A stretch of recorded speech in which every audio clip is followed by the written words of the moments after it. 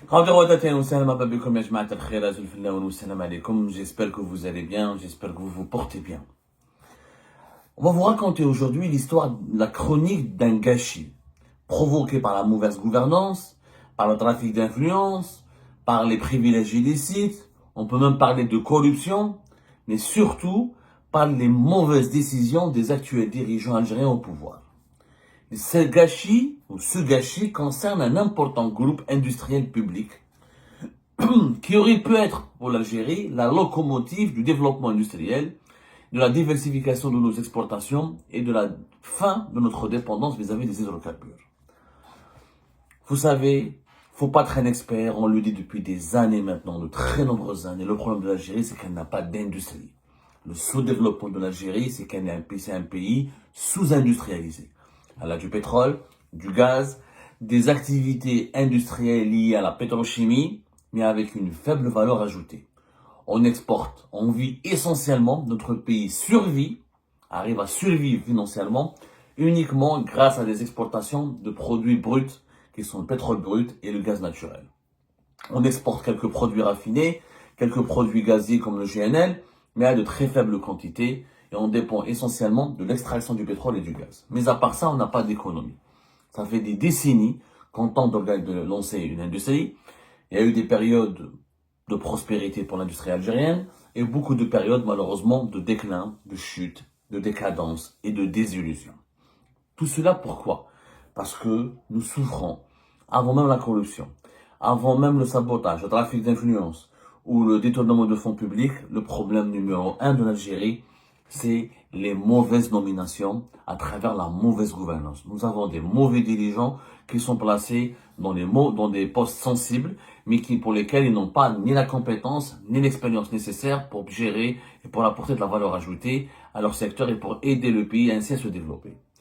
On va vous parler du secteur sidérurgique, dans lequel, depuis son arrivée au pouvoir, Majid Tebboune, à travers le projet de Rach Billet, essaye de nous faire vendre que grâce à la sidérurgie, donc grâce à l'exploitation du fer et de sa transformation en plusieurs produits métallurgiques, parce que la sidérurgie, c'est plusieurs étapes. C'est l'extraction du minerai de fer et sa transformation en plusieurs produits et l'utilisation de ces produits pour plusieurs usages industriels. Ce secteur, le principal groupe industriel dans ce secteur en Algérie, c'était le groupe Emetal, qui a changé de dénomination. Je vais vous expliquer pourquoi. Ce groupe Emetal, qui a vécu beaucoup de difficultés et d'instabilité, et qui, le pouvoir algérien, l'actuel régime algérien, à chaque fois quand il communique des chiffres sur ce groupe, il essaie de nous faire croire que tout se porte bien, alors qu'en réalité, ça se porte très très mal. En début avril 2024, ce groupe Emetal, le gouvernement algérien a nommé à sa tête un nouveau PDG, qui s'appelle Adel Khman. Adel Khman. Nous, à l'époque, on a été parmi les rares journalistes qui ont dit, mais Adel Khman, c'est quelqu'un qui vient du monde des télécommunications. Il n'a rien à voir avec le monde de la sidérurgie. Qu'est-ce qu'il connaît à ce domaine pour pouvoir gérer un groupe aussi important que le groupe Emetal? Je vous rappelle que le groupe Emetal, c'est 28 000 employés, c'est 17 filiales et 15 entreprises en partenariat, c'est-à-dire des co-entreprises avec d'autres partenaires étrangers ou privés, notamment étrangers ou d'autres entreprises publiques algériennes. 15 entreprises en partenariat. Donc c'est un groupe important, 28 000, presque 30 000 employés, c'est énorme. Nous, on s'est interrogé à juste titre et on avait remis en cause cette nomination. Adel Khman, c'est quelqu'un qui était à la Direction Générale des Transmissions nationales. Il a étudié en France, ici à Paris, dans la région parisienne, à Évry. C'est un spécialiste des transmissions. Ensuite, il a été, 2016, il a travaillé pour Algérie Télécom, d'abord comme divisionnaire, puis directeur général adjoint. Ensuite, il avait été nommé PDG d'Algérie Télécom. Il a démissionné en avril 2019 dans des conditions dans des circonstances, on va dire pour ne pas dire scandaleuses, très troublantes. C'est quelqu'un qui vient du monde des télécommunications. Le monde de la sidérurgie. On lui donne un groupe, en avril 2024, qui est spécialisé que dans la sidérurgie, la transformation des produits métallurgiques et des filières connexes qui ont une relation avec l'exploitation de d'autres minerais similaires au fer. Rien à voir avec le monde des télécommunications.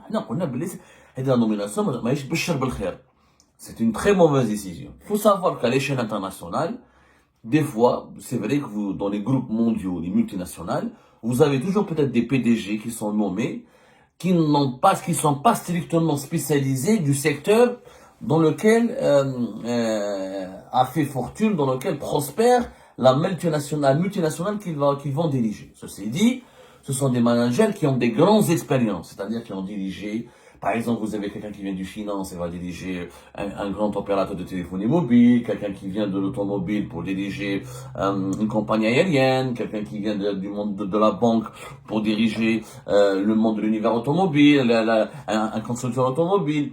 Ceci dit, majorité des cas, ces grands PDG dirigent des grands groupes mondiaux, mais ils ont à leur actif énormément d'expérience dans la gestion d'autres multinationales auparavant. Ils sont peut-être pas spécialisés dans le domaine industriel et dans la technicité de ce domaine industriel, mais sont très spécialisés dans l'élaboration de stratégies de croissance, dans le marketing, dans les levées de fonds, dans les stratégies de rentabilité, dans les déploiements, les fusions, acquisitions de filiales à l'étranger. Ça, ils ont un background. Ils ont un background. Il est vrai que tu peux ne pas être spécialisé dans la sidérurgie et bien gérer un groupe sidérurgique. Sauf que, quand il s'agit d'une multinationale, tu as un cabinet, tu as des conseillers, tu as des sous-directeurs qui sont déjà, eux, très bien spécialisés. Ce modèle international ne peut pas s'appliquer sur l'Algérie. Pourquoi? Parce que l'Algérie, on n'a pas des groupes extrêmement performants, ou là qui exportent beaucoup à l'étranger, ou là qui sont présents à l'étranger. C'est des groupes locaux, publics, dominés par l'État, avec beaucoup d'effectifs, avec beaucoup de la mentalité du social, avec beaucoup de dettes, et que la majorité des entreprises publiques algériennes sont défaillantes, déficientes, endettées, et vivent sous perfusion financière. Donc, ramener quelqu'un d'un autre domaine, totalement différent du domaine d'activité d'une entreprise publique, et lui demander de la redresser, c'est extrêmement déconseillé, c'est voire suicidaire dans le contexte algérien.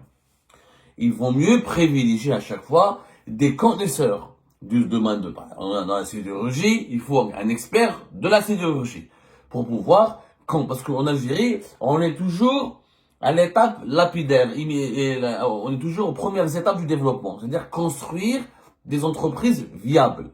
Quand on voudra les développer, aller vers une expansion internationale, ou aller vers d'autres marchés internationaux, là on peut opter pour des managers d'un autre calibre, qui ne sont pas spécialisés dans le domaine industriel, mais qui sont spécialisés dans le management de très haut niveau. En tout cas, le pire, c'est qu'Adel Khamen ne connaît pas le domaine de la sidérurgie, il n'a pas un bilan extraordinaire à la tête d'Algérie Télécom, même si ses partisans essaient de nous faire le contraire, et on lui a donné le groupe Imetal. On a dit attention, bonjour les dégâts. Les dégâts se sont produits. D'abord, alors pour donner l'impression que le groupe Imetal est en train de changer, ils ont décidé de changer son nom. En Algérie, quand on veut faire des changements, on utilise le slogan. Dans les pays qui sont en voie de développement ou dans les pays développés, les changements interviennent par des bilans financiers, des nouveaux investissements, des performances, des chiffres d'affaires, des augmentations de chiffres d'affaires, des emplois qui sont nouvellement créés, des exportations, des perspectives financières. Adel Khamen, ok, on va changer le groupe Imetal, va changer de nom, il va devenir la Société Nationale de Sidérurgie. Pourquoi la Société Nationale de Sidérurgie? Parce que c'était la première société lors de l'Algérie indépendante qui a construit le complexe de l'Hadjar et qui a lancé, si vous voulez, l'industrie sidérurgique en Algérie en 1964. C'est vrai, on reviendra après sur l'histoire de l'Hadjar et comment l'Hadjar illustre un grand gâchis qui explique pourquoi l'Algérie n'arrive pas à se développer économiquement dans une autre émission. Ils ont changé de nom. C'est devenu Société Nationale de Sidérurgie à partir de octobre 2024, fin octobre 2024.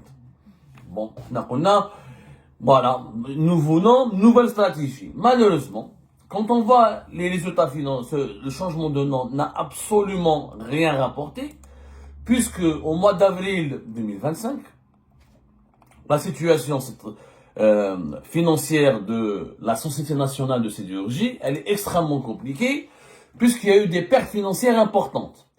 Le complexe sidérurgique de Hadjar, le complexe, parce que comme cette société, comment elle s'appelle, le groupe Imetal, il a 17 filiales. Mais le groupe le fleuron, la filiale la plus importante du groupe, c'est le complexe sidérurgique le complexe sidérurgique de Hadjar.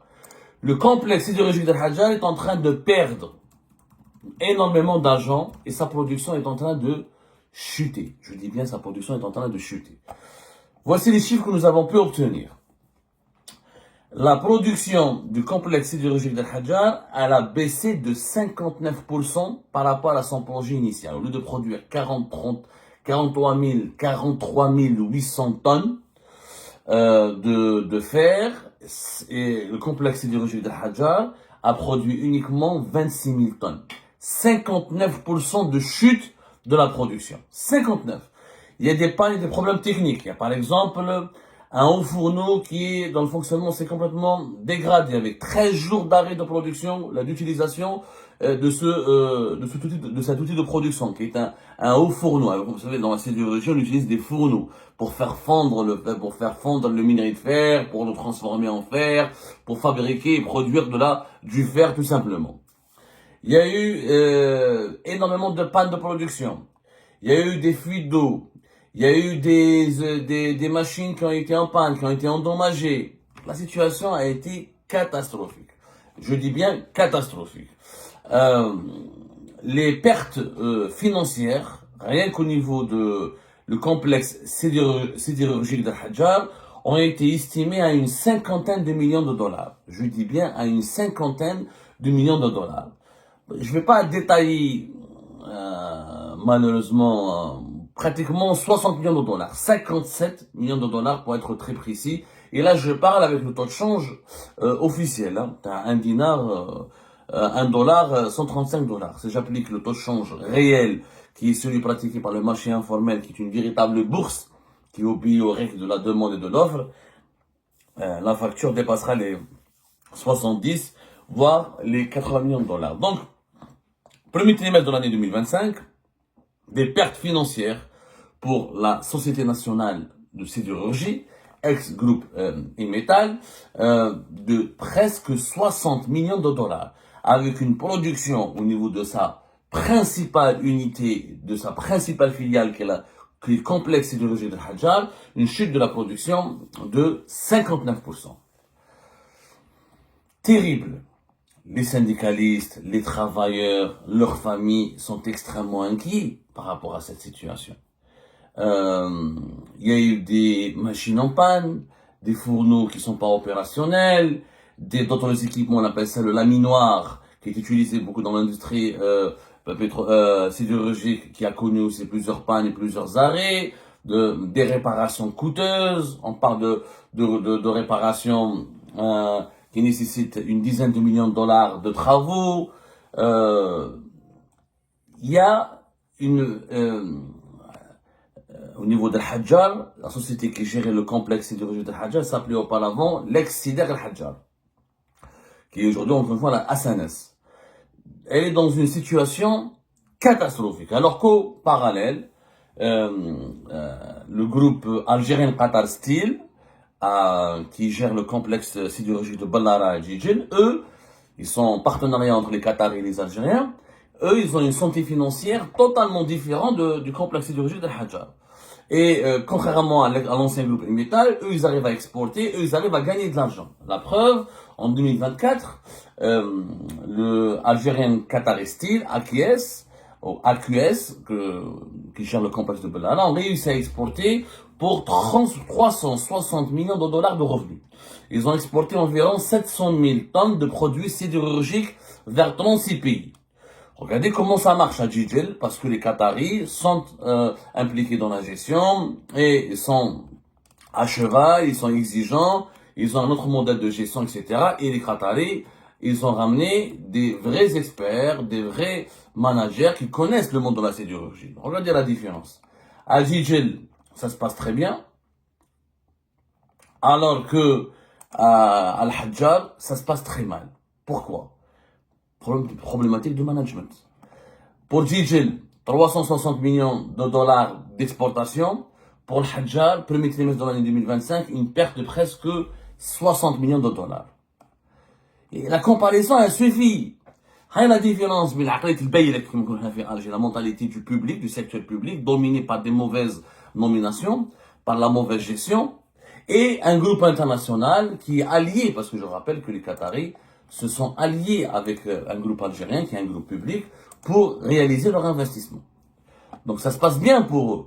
Quand c'est bien géré, ça se passe très bien. Quand c'est malheureusement mal géré, et quand il y a des mauvais managers, et ben voilà ce qui se passe. Il se passe quoi? Encore une fois, des pertes financières. Hada Adel Khamman, il est contesté. Maintenant, les travailleurs du groupe Imital sont en train de plus en plus de protester et de dire où est-ce qu'on va y aller. Bzaf. À un moment donné, ils ont fait des lettres, ils ont saisi le ministre de l'Industrie, ils ont demandé du changement, ils ont demandé une réaction, une intervention du gouvernement. Qu'elle a dit, ça se passe mal. Il faut absolument que ça change. On est en train de perdre de l'argent, on est en train d'être dominé par nos concurrents directs comme le groupe Tosheli, Oran, des Turcs et complexe de Bellara, le projet algéro-qatari. C'est pas normal. Alors que le Hadjar existe depuis 69. Et c'était le fleuron de l'industrie algérienne. On aurait pu quand même, grâce à Hadjar, on en parlera tout à l'heure, devenir un des pays les plus importants, les plus développés en matière d'industrie sidérurgique. La hayatan liman tunadi. Ma cache, ma mauvaise décision. Le gouvernement, pourquoi ne bouge pas? Parce que l'actuel premier ministre, Nadir Al-Arbaoui, il est sous l'influence de son frère, Lotfi Al-Arbaoui. Lotfi Al-Arbaoui, qui est le frère de Nadir Al-Arbaoui, c'est lui qui a imposé, c'est lui qui a proposé à son frère et qui a convaincu, je dis bien, qui a convaincu son frère de nommer Hada Adel Khamman. En réalité, visiblement, il serait originaire de la même région, c'est-à-dire Tbessa, pour être tout à fait sincère avec vous.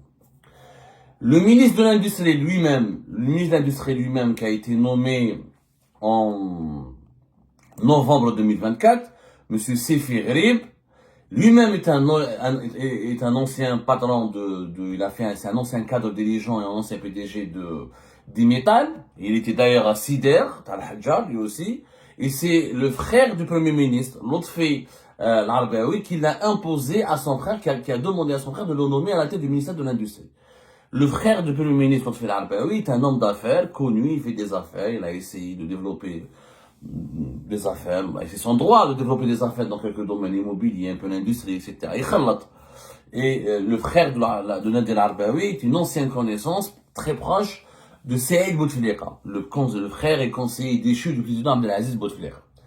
Il n'y a pas de problème, c'est le frère du premier ministre de faire des affaires. Mais il ne doit pas faire des affaires au détriment de l'intérêt général. Il ne doit pas faire des affaires pour imposer ses amis et ses proches, qui sont originaires de Tbessa comme lui apparemment, qui ont les mêmes origines, qui sont issus de sa même région. Il les a imposés dans des postes clés, ministère de l'Industrie et le groupe Imital, qui a changé, qui est devenu encore une fois la Société nationale de sidérurgie.